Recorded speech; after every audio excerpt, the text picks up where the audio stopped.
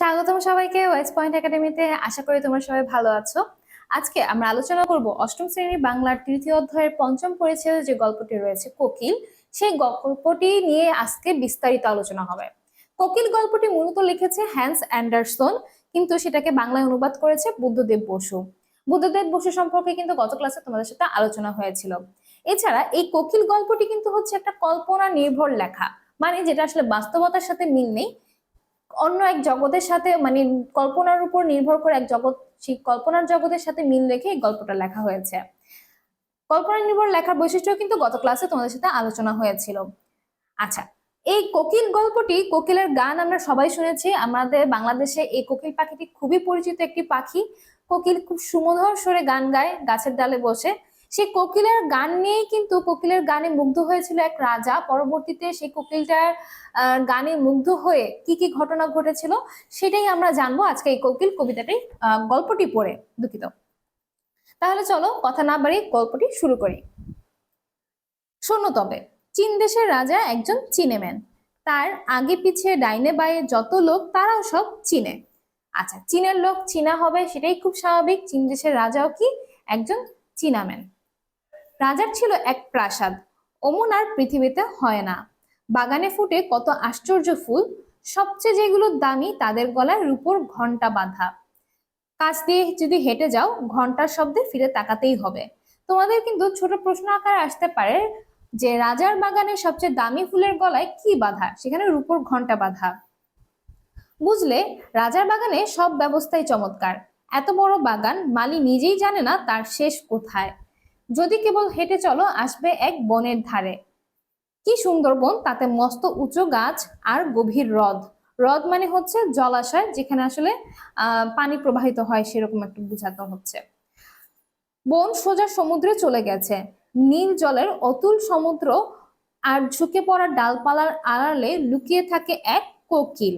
যে কোকিলকে নিয়ে এই গল্প, সেই কোকিলের পরিচয় আমরা পেলাম। কি মধুর তার গান, এত মধুর যে জেলে মাছ ধরতে এসে হাতের কাজ ফেলে চুপ করে শুনে, যখন শেষ রাতে জাল ফেলতে আসে সে শুনে কোকিলের স্বর। আশা করি তোমরা বুঝতে পারছো, এখানে আসলে এক রাজার রাজ্যের কথা পরিচয় দেওয়া হচ্ছে, যে এত বড় রাজ্য সেটা পৃথিবীর আর কোথাও নেই। আচ্ছা, তারপর দেখো কি বলেছে, নানা দেশ থেকে নানা লোক আসে সেই রাজধানীতে, দেখে বাহবা দেয়। রাজার প্রাসাদ আর বাগান দেখে তাদের চোখের পলক আর পড়েই না। কিন্তু কোকিলের গান যেই তারা শোনে অমনি বলে ওঠে, আহা, এমন আর হয় না। দেশে ফিরে এসে তারা কোকিলের গল্প করে। পণ্ডিতেরা বড় বড় পুঁথি লেখেন চীন রাজার প্রাসাদ নিয়ে, বাগান নিয়ে, কিন্তু কোকিলকে কি তারা ভুলতে পারেন? সেই পাখির প্রশংসায় হাজার পাতা জুড়ে, আর কবিরা হ্রদে ঘেরা বনের বুকে সেই আশ্চর্য পাখিকে নিয়ে আশ্চর্য সব কবিতা লেখেন।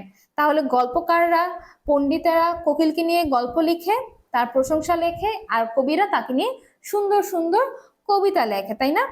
আচ্ছা আচ্ছা, এরপরে দেখো, পুঁথিগুলো পৃথিবীর কে না পড়লো, আর চীন রাজার হাতেও কয়েকখানা এসে পড়লো বই কি। মানে এই যে পণ্ডিতেরা যে পুঁথিগুলো লিখেছিল, যে কথাগুলো লিখেছিল, সেটা পৃথিবীর সবাই পড়েছে, এমনকি চীনের রাজার হাতেও সেই কথাগুলো এসে পড়েছে। তার সোনার সিংহাসনে বসে বসে তিনি পড়লেন, আরো পড়লেন। পড়তে পড়তে কেবল খুশি হয়ে মাথা নাড়তে লাগলেন। কেবল তার রাজধানী, তার প্রাসাদ, তার বাগান, এত সব উচ্ছ্বাসিত বর্ণনা পড়ে বড় ভালো লাগলো তার। কিন্তু সবচেয়ে ভালো হচ্ছে কোকিল পাখি, সেখানে স্পষ্ট করে লেখা। রাজা চমকে উঠলেন, কোকিল সে কি জিনিস? ওরকম কোনো পাখি আছে নাকি আমার রাজত্বে? আমার বাগানেও নাকি আছে? আমি তো কখনো শুনিনি, কি কাণ্ড! তার কথা আমি প্রথম জানলাম এসব বই পড়ে।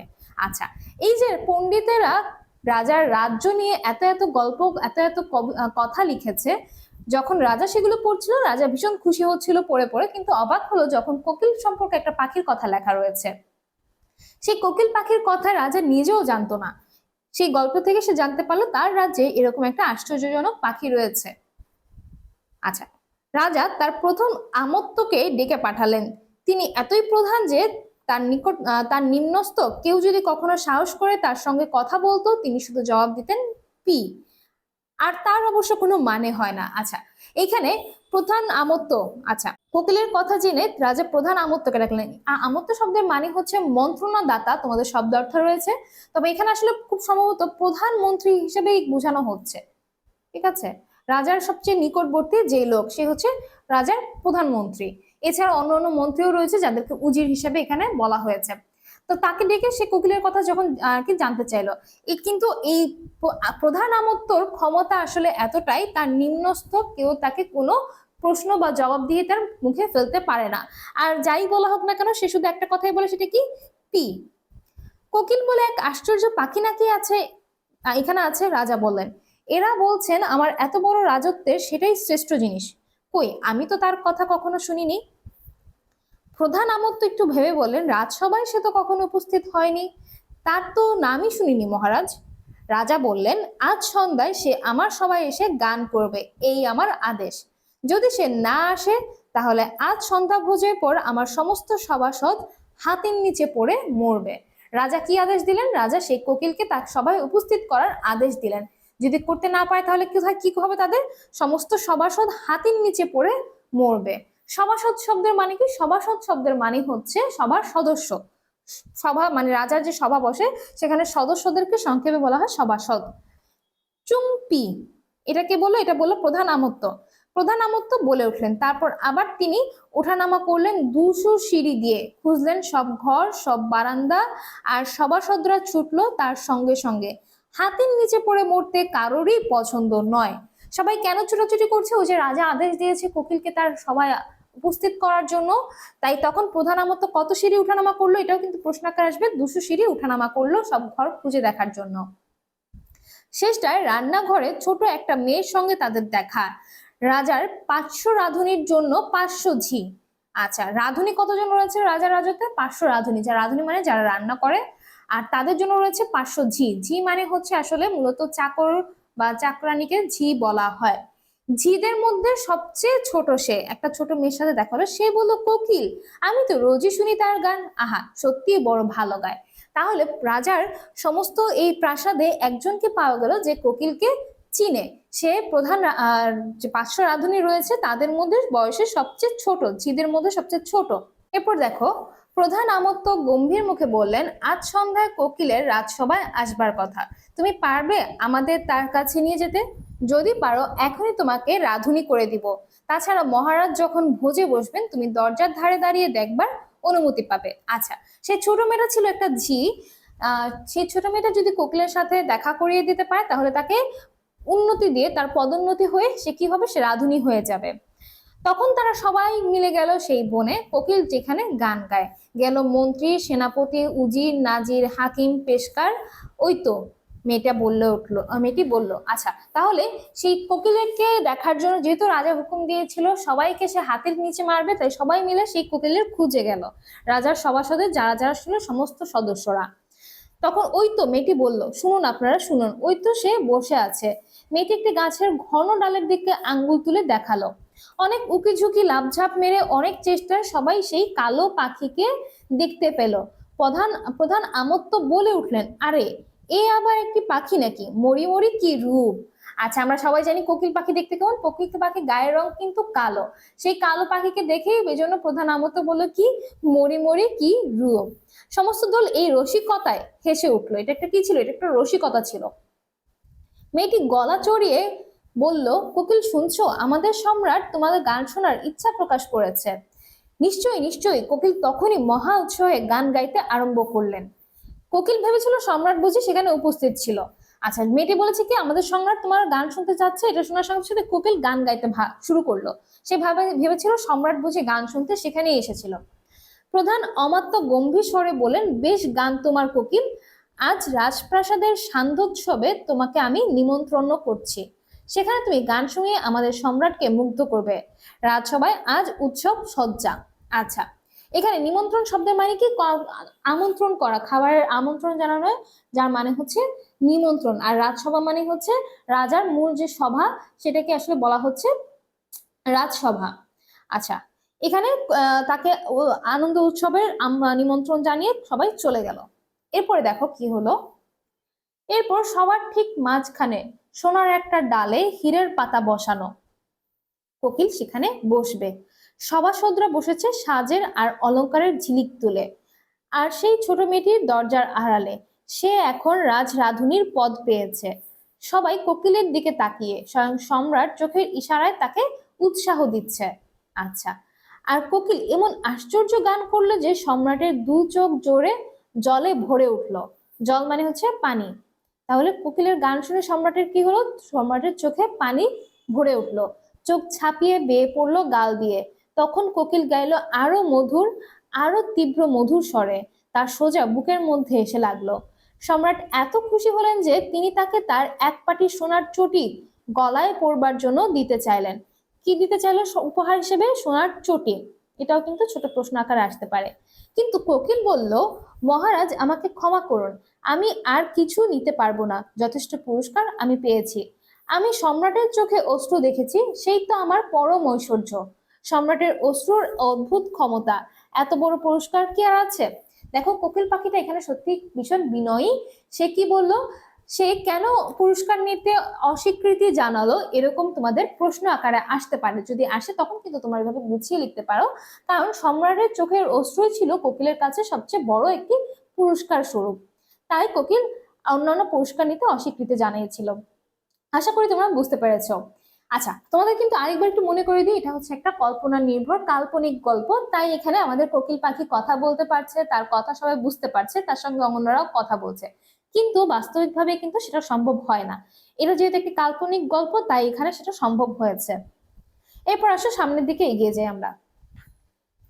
তখন থেকে রাজসভায় তার বাস। কার বাস? সেই কোকিল পাখির বাস, নিজের সোনার খাঁচায়।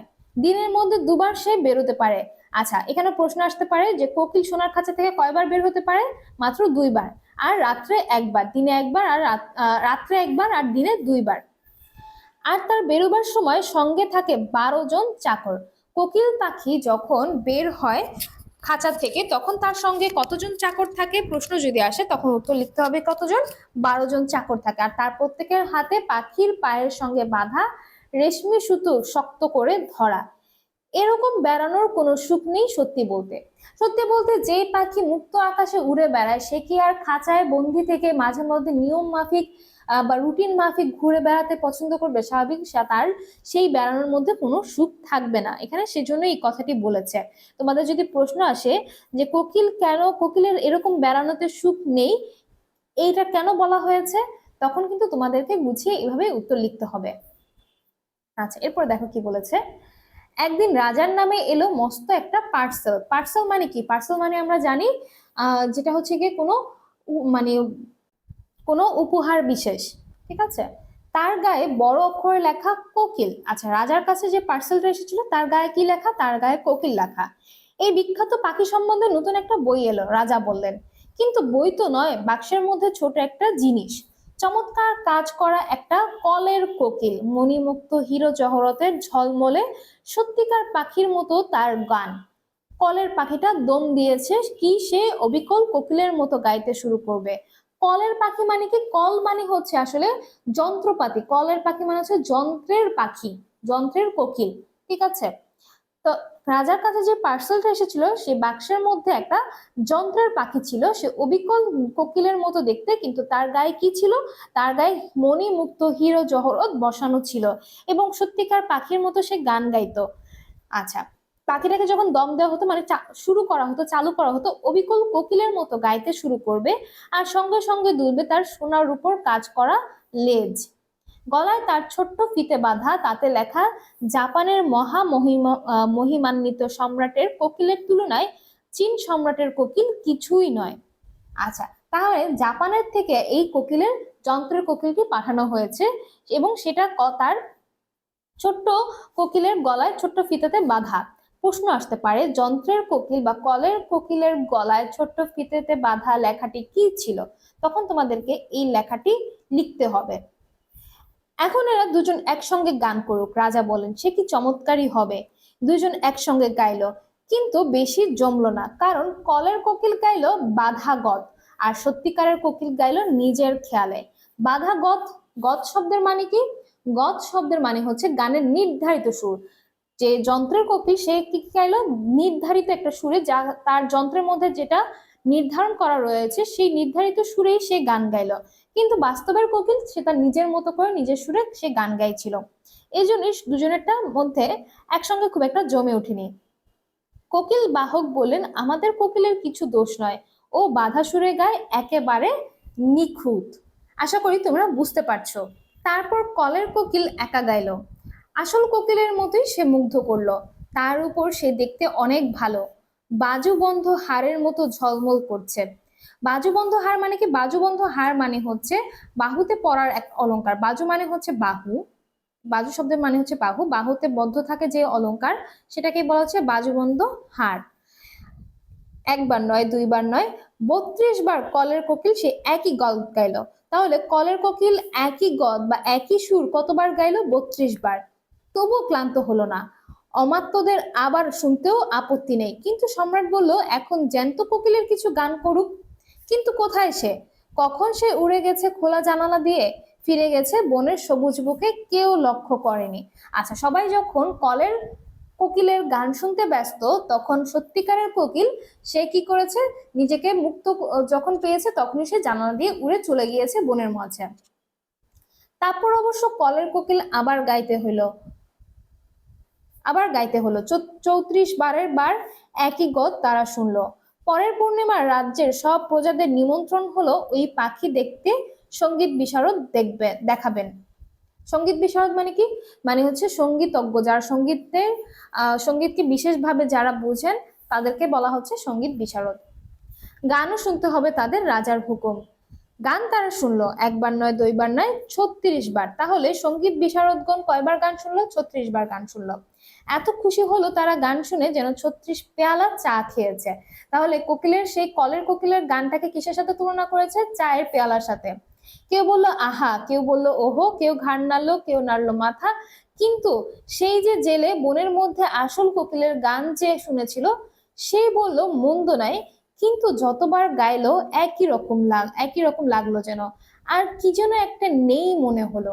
আচ্ছা, যেই রাজার সভায় তো সবাই এসেছে, রাজার যত মানে জনগণ ছিল তারা সবাই এসেছে, তার মধ্যে সেই জেলেও ছিল যে কিনা সত্যিকার কোকিলের গান শুনতো। তো সেই সত্যিকার কোকিলের যে গান শুনেছিল, সেই জেলে কি মন্তব্য করলো? এই মন্তব্যটি করেছে যে মন্দ নাই, কিন্তু কি যেন একটা নেই। ঠিক আছে, কথাটা সঙ্গীত বিশারদরা শুনে ফেললেন। বুড়ো কুচকে বলেন, কি নেই বলো তো বাপু? তালে লয়ে সুরে, মানে একেবারে নিখুঁত। জেলে বেচারা ঘাবড়ে চুপ করে গেল। আসল কোকিল নির্বাসিত হলো দেশ থেকে। নির্বাসিত মানে কি? এটা হচ্ছে রাজাদের গল্পে পাওয়া যায়। নির্বাসিত মানে হচ্ছে দেশ থেকে মানে বিতাড়িত হওয়া, মানে বহিষ্কার হওয়া। ঠিক আছে, নকল পাখিটা রইল রাজার হালে। সম্রাটের বিছানার পাশে রেশমি বালিশে সে ঘুমায়। চারিদিকে মণিমুক্ত হিরো জহরত সব উপঢৌকন ছড়ানো। উপঢৌকন মানে কি? উপঢৌকন মানে হচ্ছে উপহার। সঙ্গীত বিশারদ সেই নকল পাখি সম্বন্ধে 25 খানা মোটা মোটা পুঁথি লিখে ফেললেন। তাহলে কলের পাখি সম্পর্কে বা নকল পাখি সম্পর্কে সঙ্গীত বিশারদ কতগুলো পুঁথি লিখেছিল? প্রশ্ন আসবে, সেটা হচ্ছে 25 খানা। তার লেখা যেমন লম্বা তেমনি গুরু গম্ভীর। চীনে ভাষায় যত শক্ত শক্ত কথা আছে সব আছে তাতে।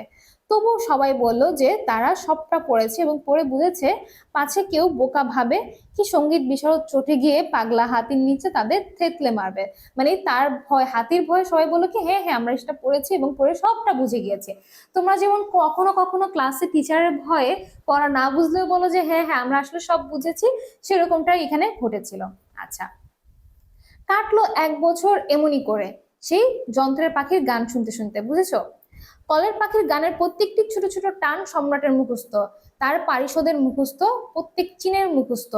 এরই মধ্যে একদিন হলো কি, কলের পাখি গেয়ে চলছে এত ভালো সে আর কখনোই যেন গায়নি। সম্রাট শুনছেন বিছানায় শুয়ে। হঠাৎ পাখিটার ভিতর একটা শব্দ হলো, গরর। কি যে একটা ছিঁড়ে গেল। গ গ গরর, সব চাকা একবারে ঘুরে এলো। তারপরে গান গেল থেমে। যেহেতু সেটা একটা যন্ত্রের তৈরি, যন্ত্রটা তখন কি হলো? যন্ত্রটা হঠাৎ করে নষ্ট হয়ে থেমে গেল।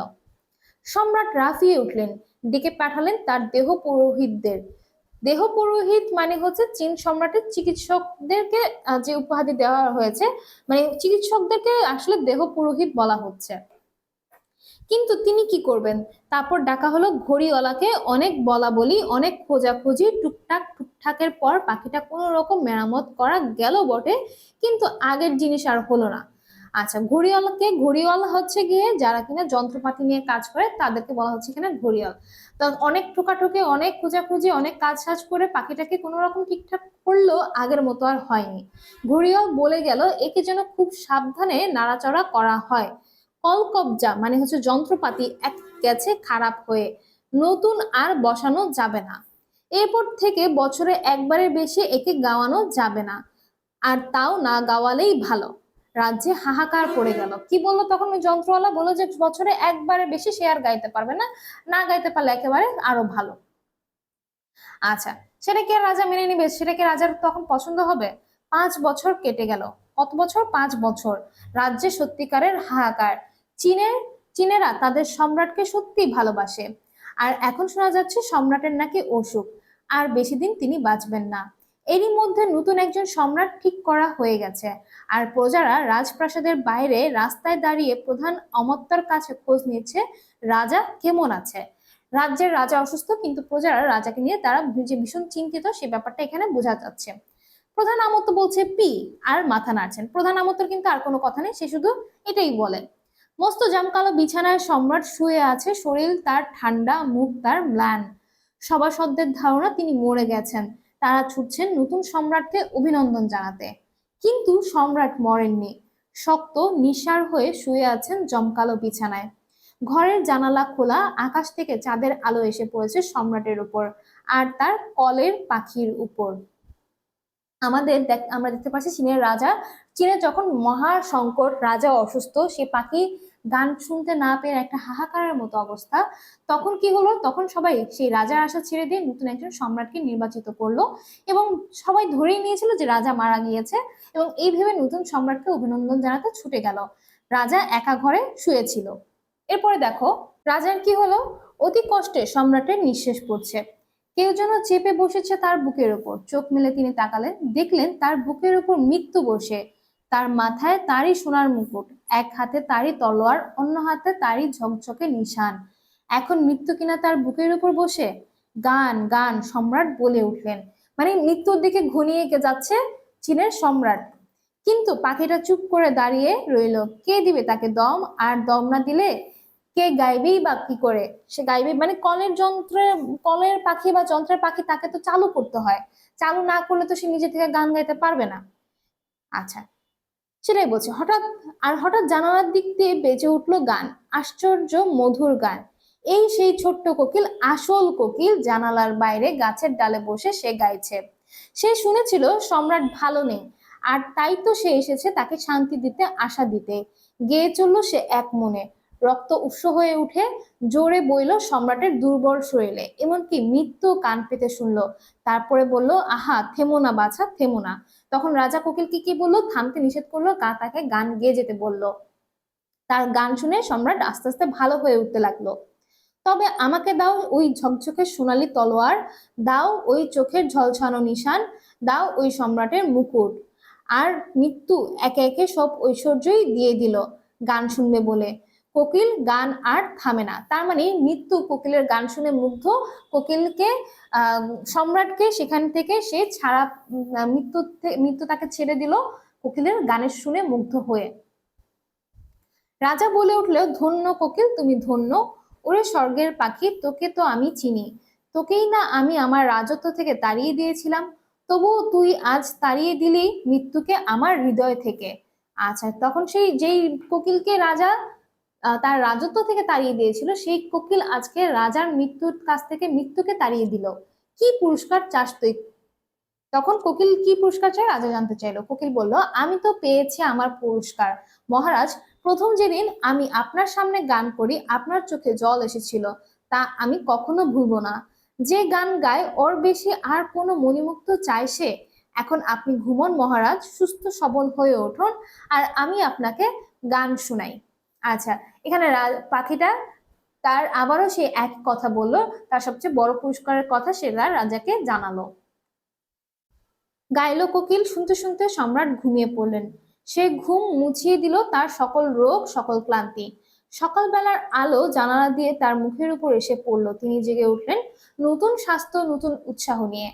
অমাত্য কি ভৃত্য কেউ তখনও আসেনি। সবাই জানে তিনি আর বেঁচে নেই, কেবল কোকিল তখনও গান করছে তার পাশে বসে। তুমি সবসময় থাকবে আমার সঙ্গে, থাকবে তো? সম্রাট কোকিলকে বলল। তোমার যেমন খুশি গান করবে তুমি, কলের পুতুলটাকে হাজার টুকরো করে আমি ভেঙে ফেলবো। তখন কোকিল কি বললো দেখো। কোকিল বলল, মহারাজ মিছিমিছি ওর উপর রাগ করছেন। যতখানি ওর সাধ্য ও করেছে। এতদিন ওকে রেখেছেন, এখনো রাখুন। আমি তো রাজপ্রাসাদে বাসা বেঁধে থাকতে পারবো না, অনুমতি করুন। যখন ইচ্ছে করবে আমি আসবো, এসে সন্ধ্যাবেলা জানালার ধারে ওই ডালের উপর বসে গান শোনাবো আপনাকে।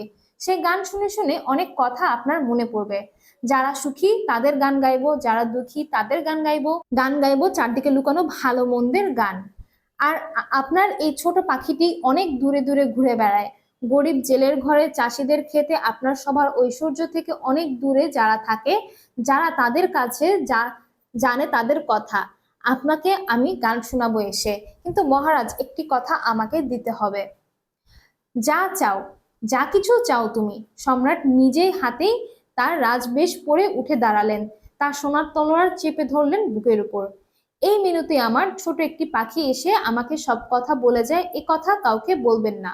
তখন কি মিনতি করলো? একটা ছোট আবেদন, যেটা রাজাকে করলো, একটা অনুরোধ করলো বা আবেদন করলো, একটা কথা দিতে হবে। সেই কথাটা কি? এই যে বলেছিল একটা কথা, সেটা হচ্ছে গিয়ে একটা মিনতি, যে ছোট একটা পাখি এসে যে রাজাকে সব কথা, তার রাজ্যের কথা শুনিয়ে যায়, এই কথা যেন রাজা কাউকে না বলে। তাহলেই সব ভালো রকম চলবে। এলো ভৃত্য, এলো আমত্ত মৃত সম্রাটকে দেখতে। এ কি, উনি তো তিনি দাঁড়িয়ে, মানে সম্রাট এখন সুস্থ। সম্রাট তাদের দিকে তাকিয়ে বললেন, এসো। এখানেই আসলে এই কলের গল্পটা শেষ। তার মানে সম্রাট কোকিলের গান শুনে আবার ভালো হয়ে সুস্থ হয়ে উঠেছেন, এবং কোকিলের সাথে তার একটা সমঝোতা হয়েছে, যেখানে কোকিলকে আর সে বন্ধ করে রাখবে না তার খাঁচায়। কোকিল তার ইচ্ছা মতো যখন খুশি এসে রাজাকে গান শুনিয়ে যাবে, রাজ্যের গল্প শুনিয়ে যাবে। এই ছিল কোকিল গল্পটা। আশা করি তোমরা বুঝতে পেরেছো। এটা তোমরা নিজেরা পড়লেও আসলে নিজেরাও বুঝতে পারতে। খুব চমৎকার মজার একটি গল্প। এটা কল্পনা নির্ভর একটি গল্প বলে এখানে আসলে একটা কোকিল গান গাইছে, রাজার মৃত্যুর হাত থেকে বেঁচে ফিরে আসছে, এবং এগুলো সবই সম্ভব হচ্ছে কারণ এটা একটা কাল্পনিক গল্প বলেই। আশা করি গল্পটা তোমরা ভালোভাবেই রপ্ত করতে পেরেছো। গল্প সম্পর্কে আশা করি তোমাদের আর কোনো সমস্যা থাকার কথা না। এই গল্পের নিয়ে যে প্রশ্নগুলো রয়েছে আগামী ক্লাসে সেসব নিয়ে আলোচনা হবে। এছাড়াও তোমাদের আরো যদি কিছু জানার থাকে তোমরা সেটা আমাদেরকে কমেন্ট করে জানাতে পারো। আজকে এই পর্যন্তই। আগামী ক্লাসে নতুন সমস্যার সমাধান নিয়ে তোমাদের সাথে আলোচনা হবে। সে পর্যন্ত সবাই ভালো থাকবে। ধন্যবাদ সবাইকে। সুস্থ থাকো, ওয়াইস পয়েন্টের সাথে থাকো।